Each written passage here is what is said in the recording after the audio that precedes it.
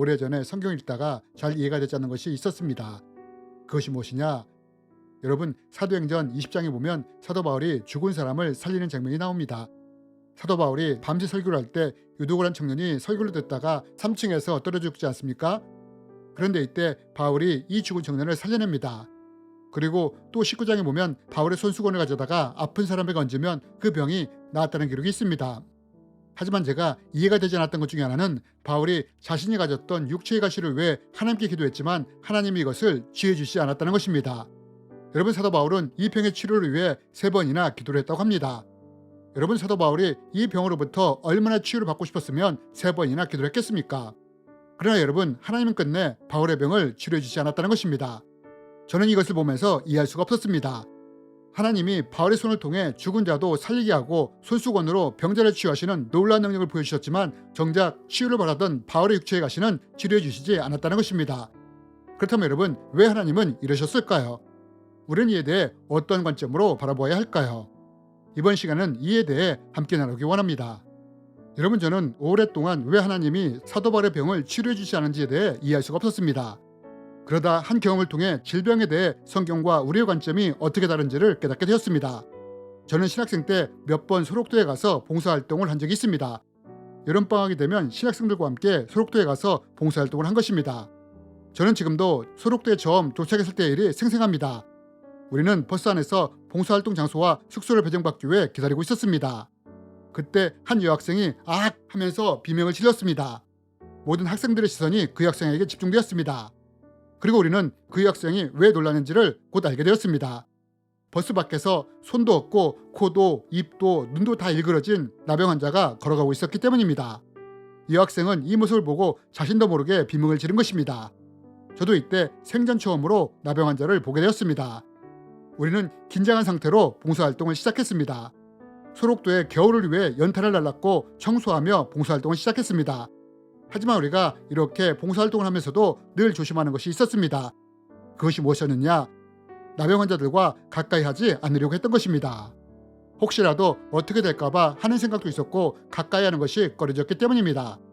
그러나 며칠 후에 소록도 교회를 담임하고 계시던 목사님과 함께 이야기하면서 이런 우리의 모습이 너무나 부끄러워지게 되었습니다. 여러분, 혹시 아십니까? 소록도에 5교회가 있는데 이 교회들이 어떻게 세워졌는지를 말입니다. 여러분, 소록도에 모인 나병 환자들은 버려진 사람들이었습니다. 친구들에게도 사회로부터도 버림을 받았고 심지어 가족으로부터도 버림을 받은 사람들이었습니다. 여러분, 우리에게도 소록도에 대한 편견이 있지 않습니까? 하지만 여러분, 이렇게 버림받은 사람들이 소록도에 와서 누구를 만나게 되었느냐?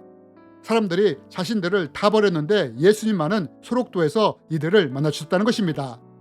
여러분, 마태복음에 보면 한 나병 환자 이야기가 나옵니다. 이 나병 환자가 예수님께 나와 자기를 깨끗하게 해달라고 간청하지 않습니까?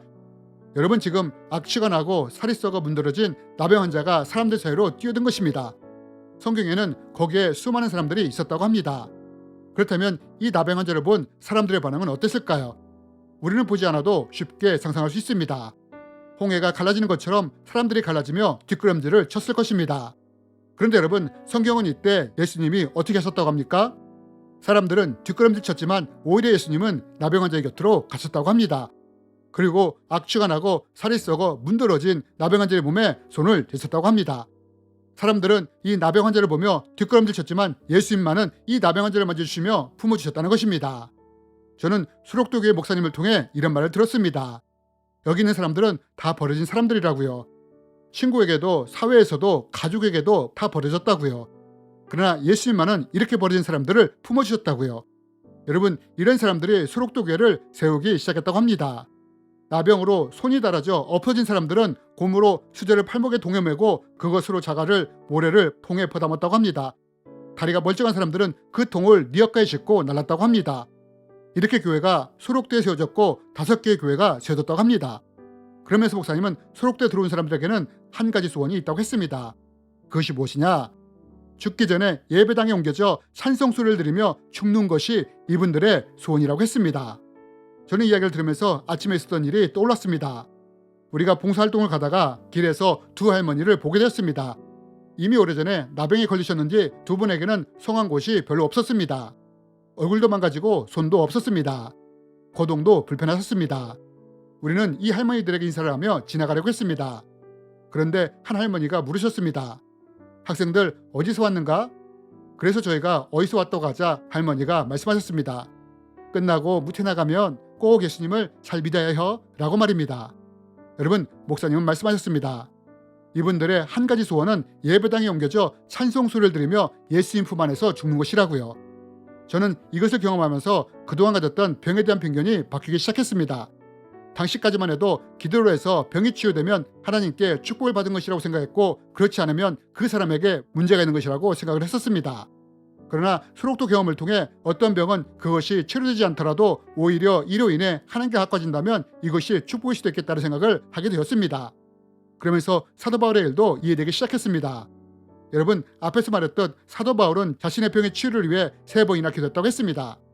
하지만 하나님은 사도 바울의 육체의 가시를 치료해 주시지 않으셨습니다. 이렇게 말씀하시면서 말입니다. 이것이 내게서 떠나가게 하기 위해 내가 3번 주께 간구하였더니 나에게 이르시되 내 은혜가 족하도다. 이는 내 능력이 약한 데서 온전하여 짐이라 하신지라. 여러분, 하나님은 사도 바울의 간청을 들어주시지 않으셨습니다. 내 은혜가 족하다. 너의 능력이 약한 데서 온전하여 짐이라 라고 말씀하시면서 말입니다. 여러분, 성경학자들은 바울의 병이 간질이나 안질이었을 것이라고 말을 합니다. 사실 우리는 사도 바울이 가지고 있던 육체의 가시가 무엇이었는지 정확히는 알지 못합니다. 그러나 사도 바울은 주기적으로 이것으로 인해 고통을 겪을 때마다 하나님을 더 의지해야만 했을 것입니다. 여러분, 소록도의 사람들은 나병으로 인해 버려졌습니다. 친구로부터도, 사회로부터도, 심지어 가족으로부터도 버려졌습니다. 하지만 이 병으로 인해 이들은 예수님을 만났다고 했습니다. 어떤 분은 이 나병이 나를 고통스럽게 했지만 이로 인해 예수님을 만나게 된 것이 무엇보다도 감사한 일이라고 고백하기도 하셨습니다. 어쩌면 나병은 저주의 병인지는 모르겠지만 오히려 이로 인해 예수님과 더 가까워지게 된 것입니다. 여러분, 만약 우리가 현대의학으로 고칠 수 없는 질병을 하나님의 도우심으로 치유를 받았다면 축복일 것입니다. 그러나 병이 치유되지 못했을지라도 그 병 때문에 내가 예수님을 만나고 또 예수님과 가까워지게 되었다면 이것 또한 축복이라는 것입니다. 그리고 이것이 우리와 다른 성경의 관점이라는 것입니다. 이래서 하나님이 사도 바울의 육체의 가시를 제거해 주시지 않은 것입니다.